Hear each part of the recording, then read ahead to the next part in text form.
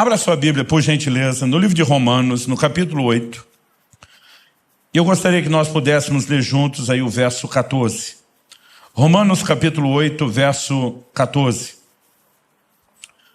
O texto diz assim: pois todos os que são guiados pelo Espírito de Deus são filhos de Deus. A primeira coisa que eu quero chamar a sua atenção é que a Bíblia fala de uma característica relacionada com os filhos de Deus. E essa característica é a liderança do Espírito Santo. É a oportunidade que eu e você temos de ser guiados por Ele. Essa palavra que foi traduzida aqui como guiados, ela no original significa literalmente guiar, conduzir, mas um dos seus significados, que é apresentado pelos léxicos de uma forma ampliada, significa conduzir segurando com as mãos, levando desse modo ao destino final. Isso me faz lembrar uma experiência que eu tive ainda garoto. Eu me lembro quando completei os 7 anos de idade. Na época nós chamávamos aquilo da primeira série do ensino fundamental, hoje seria o equivalente ao 2º ano na nova grade. E então eu estava mudando de escola, tinha terminado o pré-primário em outro lugar e agora iria mudar de escola. A escola era mais longe. Na minha cabeça de criança era tipo uns 5 quilômetros. Quando adulto, voltei a visitar o bairro onde me criei e eu fiz a medição pelo carro, dava 950 metros. Eu ficava pensando, quem encurtou 5 quilômetros? Mas aquilo na minha cabeça de criança era muito longe. Não era apenas longe, era um caminho, um lugar diferente, eram companhias e amizades diferentes. E quando chega o primeiro dia de ir para a escola, e naquela época as crianças se viravam, não eram os pais que levavam.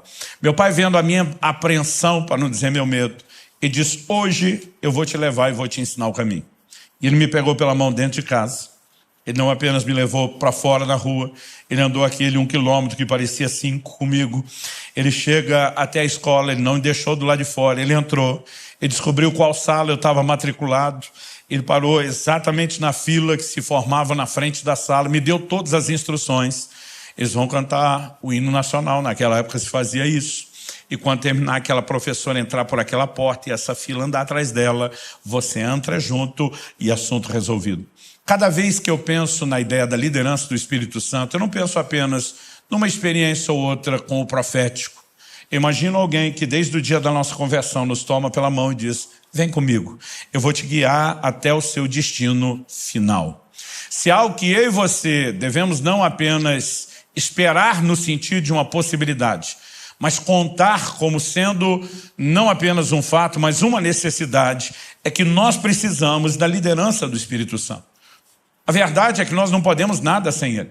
Jesus diz que é Ele quem convence do pecado, da justiça e do juízo. Ninguém se arrepende sem a ação do Espírito Santo. Ninguém nasce de novo sem a obra do Espírito Santo. Tito 3,5 fala do lavar, da regeneração do Espírito Santo. Mas a obra do Espírito Santo não se limita a nos conduzir ao arrependimento e novo nascimento. Depois disso, é Ele quem estará presente e vai nos conduzir, vai nos guiar a toda a verdade, disse Jesus. Quando em João 14, Jesus diz: eu não vou deixar vocês órfãos, eu estou saindo por um tempo, mas até que eu volte, eu não deixo vocês órfãos, vou enviar um Consolador. Essa percepção de João 14 me fez imaginar muitas vezes o Espírito Santo quase como uma espécie de estepe, de substituto do Jesus que não estaria presente. Mas é quase como se ele não estivesse bem à altura. Quando eu falo do estepe, é porque a maioria de nós, vou falar aí principalmente dos homens que gostam dos carros esportivos, que já botaram o dinheiro em roda, ninguém investe na roda do estepe. Ninguém investe no pneu do estepe, porque ele é só para de vez em quando. Então a gente olha para aquilo e diz: se faltar, ele dá conta, mas não está no mesmo nível. Mas quando você olha a declaração de Jesus em João 16, é muito interessante. Porque o Senhor Jesus diz o seguinte no verso 7 de João 16: eu vos digo a verdade, convém-vos que eu vá. Porque se eu não for, o Consolador não virá para vós outros. Se porém eu for, eu vou-lhe enviarei. Lá em João 14, parece que Jesus está dizendo: porque eu estou indo para não ficar sem ninguém, ele vem. Aqui, em João 16, Jesus está dizendo: convém que eu vá. Jesus está dizendo: eu preciso tirar o time de campo, porque se eu não for, ele não vem.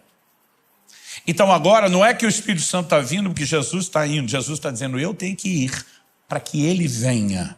E ele começa a dar um outro tom à conversa. Nos versos 12 e 13, Jesus diz: tenho ainda muito que vos dizer, mas vós não o podeis suportar agora. Quando vier, porém, o Espírito da verdade, ele vos guiará toda a verdade, porque não falará por si mesmo, mas dirá tudo o que tiver ouvido e vos anunciará as coisas que hão de vir. Agora Jesus diz: eu tinha algumas coisas para comunicar a vocês, que vocês não têm estrutura para receber, e nem eu, nesse momento, sou quem vai transpor a limitação de vocês.